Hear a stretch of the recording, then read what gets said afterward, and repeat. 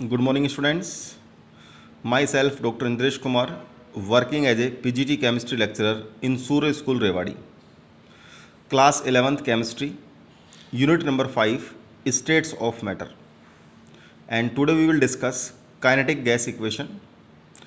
बड़ा इस चैप्टर के अंदर स्टेट्स ऑफ मैटर जो चैप्टर है इसके अंदर अपन ऑलरेडी गैसेस लॉ डिस्कस कर चुके हैं, आइडियल गैस इक्वेशन डिस्कस कर चुके हैं और कल मैंने आपको काइनेटिक जो मॉलिक्यूलर थ्योरी थी उसकी कुछ इंपॉर्टेंट कंसेप्ट्स बताई थी और आज अपन डिस्कस करेंगे इसका equation type kinetic gas equation का। तो बेटा ये होता है पी वी इक्वल टू होता है 1/3 small M small N C square.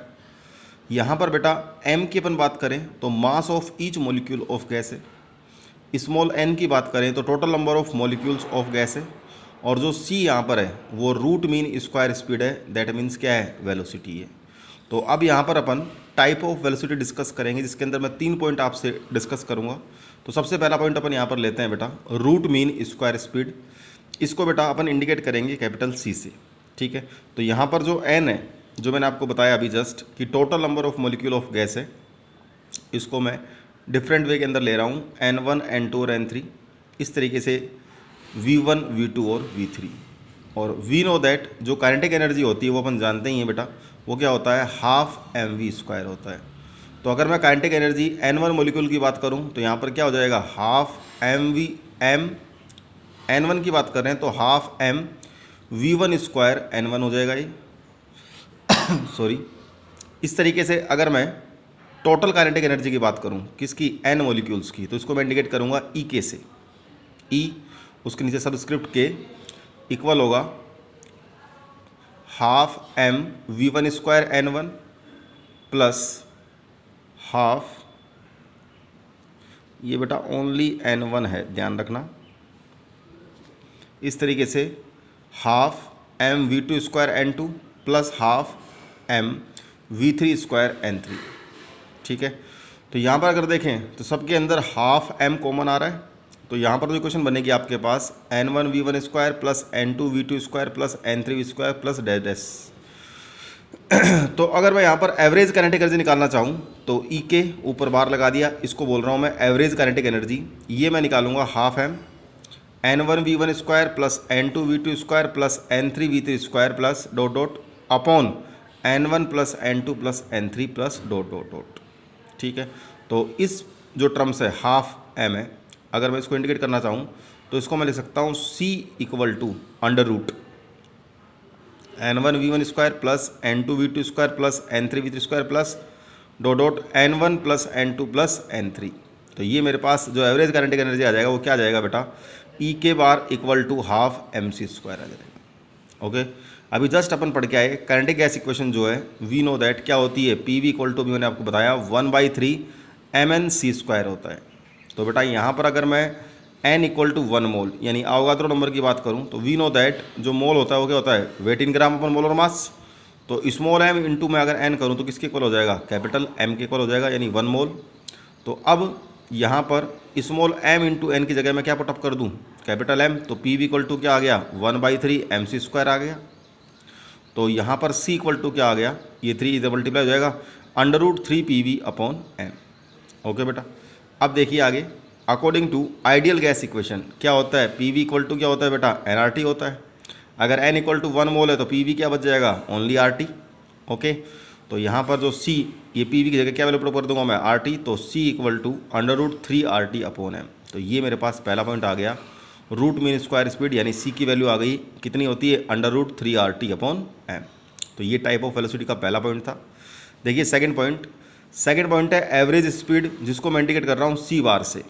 तो it is average of velocity of all the molecules, it is average of velocity of all the molecules. तो देखिए एवरेज स्पीड का फॉर्मूला अपन क्या काम में लेंगे, ये जो फॉर्मूला अपन काम में लेंगे ये होगा बेटा c bar equal to N1 v1 plus N2 v2 plus N3 v3 plus dot dot dot upon N1 plus N2 plus N3 dot dot.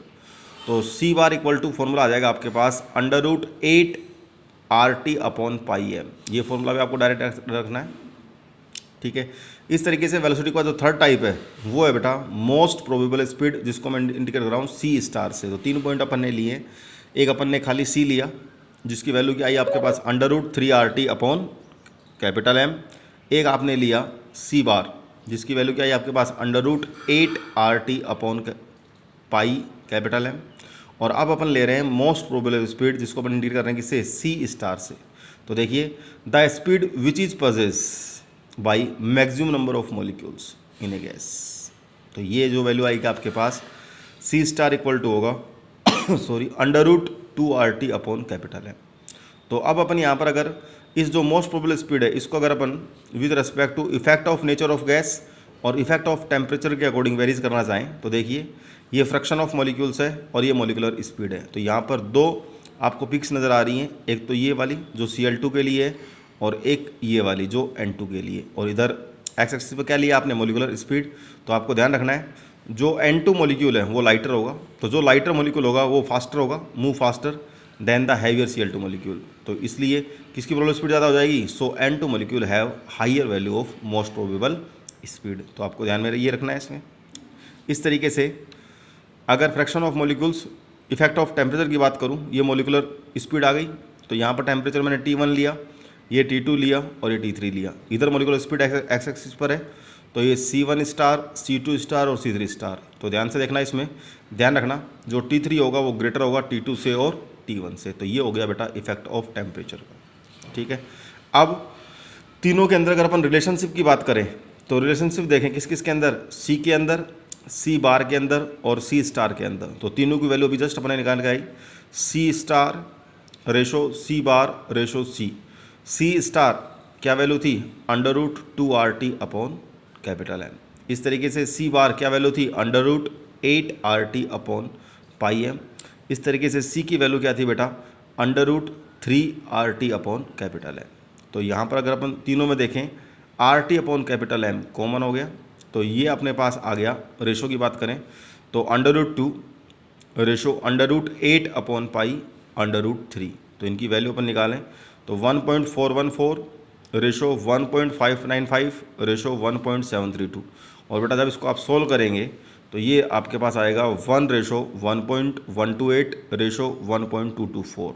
तो एक तरीके से किसकी अगर प्रोबेबल स्पीड देखें अपन यहाँ पर वेलोसिटी का देखें तो सबसे ज़्यादा कौन होगा, सी होगा, रूट मीन स्क्वायर स्पीड। तो सी की वैल्यू कितनी आई आपके पास 1.224। तो ये रिलेशनशिप बेटा ध्यान रखना इसके अंदर, कई बार ऑब्जेक्टिव टाइप क्वेश्चन में रिलेशन पूछ लेता है आपसे। ठीक है, और ये आज का लास्ट टॉपिक है, relationship between E K bar average kinetic and temperature.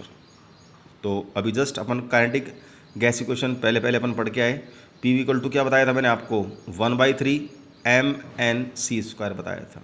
और वहाँ पर बता दिया था मैंने आपको कैपिटल एम इक्वल टू क्या होगा, स्मॉल m इंटू एन यानी 1 मोल के लिए। तो पी वी इक्वल टू ये जो m और n है इसकी जगह क्या पुटअप कर देंगे अपन, कैपिटल m पुटअप कर देंगे। तो पी वी इक्वल टू क्या आ गया बेटा, 1/3 mc²।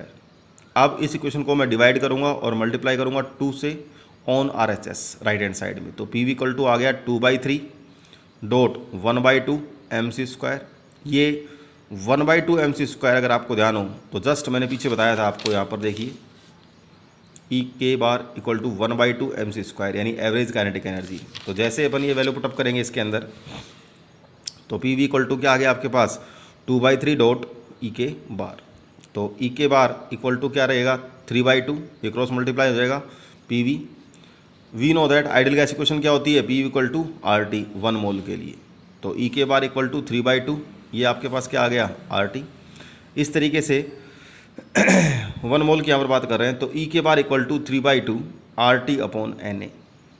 तो बेटा RT अपॉन Na तो equal to E K bar equal to 3/2 KT। और ध्यान रखना ये जो R/Na है इसकी जगह मैंने क्या ले लिया यहाँ पर बेटा, कैपिटल K ले लिया। और इस K का मतलब क्या होता है आपको ध्यान में रखना है, इस K को बोलते हैं बेटा बोल्ट्जमान कांस्टेंट बोलते हैं। ऊपर तो क्या है गैस कांस्टेंट है, नीचे आवागाद्रो नंबर है, तो इसको K को अपन क्या बोलेंगे यहाँ पर, बोल्ट्जमान कांस्टेंट बोलेंगे। और इसकी वैल्यू होती है 1.38 × 10⁻³ Joule/K केल्विन। और R की वैल्यू आपको ध्यान में रखनी है 8.314। तो इस तरीके से इस टॉपिक के अंदर आपको ध्यान रखना है, आज का जो इम्पोर्टेंट लेक्चर था उसमें काइनेटिक गैस इक्वेशन का फॉर्मूला आपको ध्यान रखना है, तीनों का वेलोसिटी का फॉर्मूला डायरेक्ट आपको ध्यान रखना है कि C equal to √3RT upon capital M होता है। इस तरीके से C बार एवरेज जो स्पीड होता है √8RT अपॉन पाई M, और मोस्ट प्रोबेबल स्पीड जो ये C स्टार होगा वो होगा बेटा √2RT अपॉन कैपिटल M।